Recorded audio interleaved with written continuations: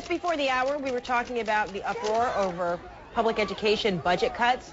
With state government slashing aid to education, some colleges and universities are raising fees and tuition. Mariela Dabbah is an education expert and the author of Latinos in College, Your Guide to Success.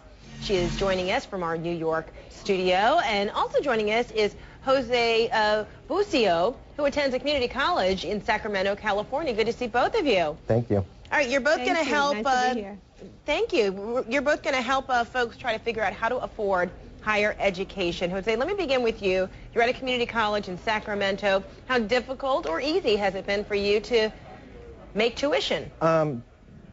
Basically, I have to take out loans for me to go to college. I'm not able to get the basic financial aid or grants because of my income or because of the way budgets are. And when you saw and heard that so many students were taking to the streets protesting, whether it be in California or even across the country, because of an increase in tuition, upwards of 30% in some parts of California, were you out there too protesting? I wasn't actually protesting. I was more of observing. I figured this is a good way for me to observe and see the way. How helpful do you think those protests are ultimately going to be? I'm hoping that it's really going to help. We need a voice, and we basically said what we needed to say. Okay, Mariela, help folks understand how in the world can they afford education. Is the best route going to be like a 2-year community college similar to what Jose's doing? Well, there are a lot of options. You know, 2-year community colleges are a good entry because then you can transfer to a 4-year school, and there are even scholarships to help you transfer. But I think you need to consider that you need to consider a lot of other things besides cost when you're looking at a university, because there's a myth out there that private universities are going to be much more expensive in terms of the debt that you're going to incur by the time you leave than public colleges. And what happens is that many times the more selective schools have a lot more money to give in forms of grants instead of financial aid in forms of loans. So then stop right there. How do you find out about what kind of grants or loans might be available at a university that you're interested in?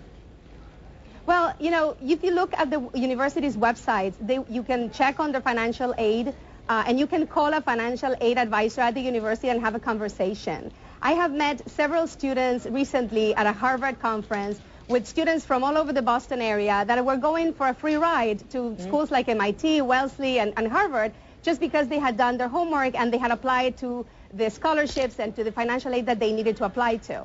But I also think we should look into other more creative ways of paying for college as well. Such as what? What are some of your tips on that? Well, some of my tips are, in some countries in South America, students do fundraisers to pay for their graduation trips when they graduate high school. And they organize raffles and they organize concerts and parties where they charge a little fee and they collect money over the years to be able to make this trip. So why not, as students in high school or in college, do the same so that you can create your own college fund? And then as you're getting the money in, maybe you will put it on a 529 plan so that you get your tax benefits from it. That's one of the ideas that I would like to share with students who are strapped for cash. And you have a couple others? I have a couple of others. And the other is, there was recently a student who couldn't pay for his tuition in a school. He was already in college. He wrote a letter to all of the people he knows asking for $2.50 for his college fund. And of course he got a bombardment of letters back, and he collected about $5,000 in 2 weeks. And he promised to give away pieces of his graduation gown to the investors once he graduated. And there are other options like microlending, which are starting to happen slowly and what locally. Is that? So what you is want to find out. It's you request the amount of money that you need for whatever it is. You know, it started with microlending for entrepreneurs in poor countries, but now I think eventually is going to start working for education here. So you ask for the amount of money that you need, and the organization matches you with people who are ready to lend you the money. So there were some recently Harvard students started this to work with matching alumni from Harvard with students. And they're called unithrive.org, and you can look into it. And so they give you 0% interest rates for a loan that they give you, and you repay it once you graduate. Wow. Okay. So ideas Jose, like this. Okay, Jose, are you hearing any Yes, ideas or thoughts that Yes, you think, oh, these are applicable to me? They are. It's more of I guess a time thing as far as asking people for money.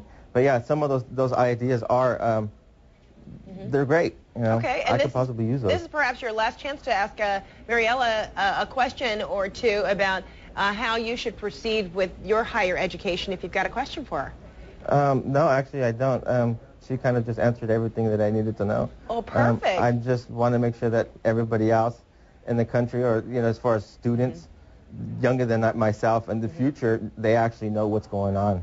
Excellent. Jose Bucio and Mariela Dabbah, thanks so much to both of you, and let's hope that maybe going to college becomes one day much more affordable for more people so that we don't have to have conversations like this, because it definitely is a strain on so many individuals and so many families. Everyone agrees on that. Yes. All right, thanks so much to both of you. Appreciate it. Bye-bye.